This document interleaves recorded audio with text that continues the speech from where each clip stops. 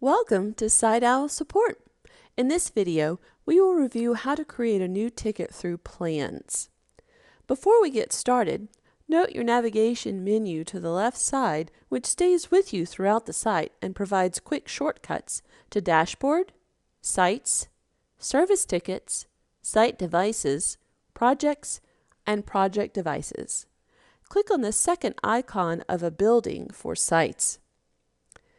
On the site page, expand the site and click on the building where the ticket should be created.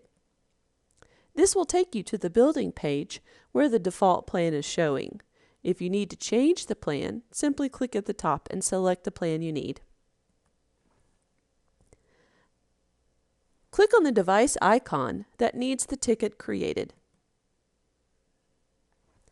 The device icons box will change from a white background with black text to a blue background with white text to show it has been selected. On the left side, the device details will appear. Click on the Tickets tab. The Tickets tab shows any outstanding tickets and the links Create New Ticket.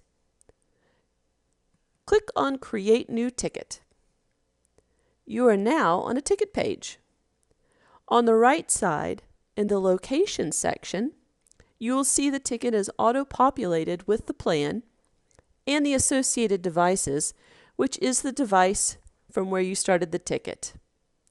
On the left side, in the Ticket Details panel, you can enter more information.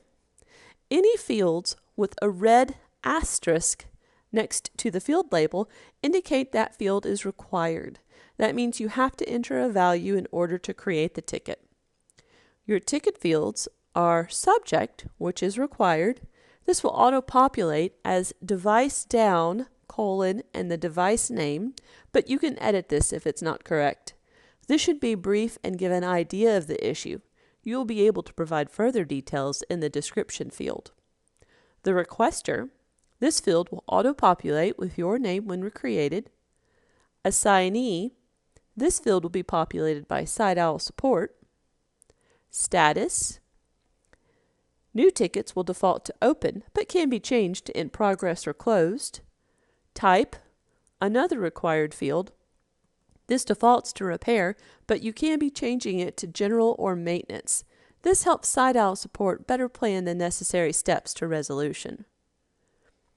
Priority, another required field. It defaults to medium, but can be changed to high or low. This helps SiteOwl Support know the ticket's priority compared to other open or pending tickets. The cost of the device, if known. The due date, by which the work needs to be completed. Please note, when you click on the calendar icon, you'll find that invalid dates, such as past dates for due dates, will be red and not available for selection. Valid dates, such as current or future dates, will be gray and available for selection.